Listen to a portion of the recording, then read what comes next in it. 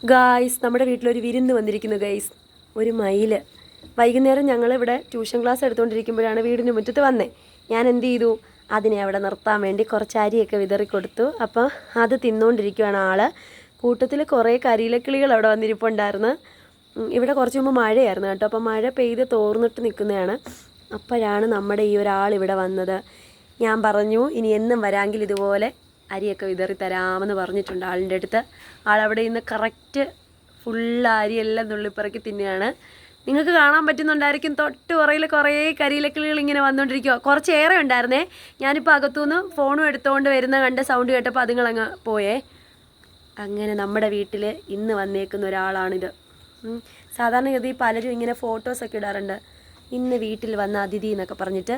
അപ്പം ഞാൻ ഇവരെ കണ്ടപ്പോൾ ഞാൻ കരുതിയെങ്കിൽ പിന്നെ ഇതങ്ങ് ചെറിയൊരു ഷോർട്സ് അങ്ങ് എടുക്കാം, നമുക്കൊരു വീഡിയോ ആവും.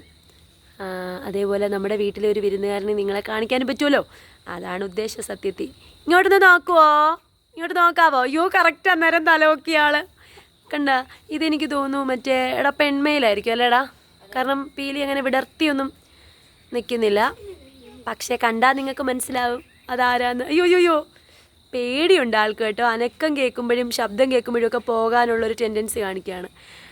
പക്ഷേ എന്നാലും ആളവിടെ ആ അരി കിടക്കുന്നതുകൊണ്ട് ഇങ്ങ് വരും. എനിക്കറിയാം നിന്നെ എങ്ങനെ ഇവിടെ വരുത്തണമെന്ന്. എൻ്റെ ഫ്രണ്ടിൽ കിടക്കുന്ന ഇങ്ങോട്ട് എന്ന്. അങ്ങോട്ട്.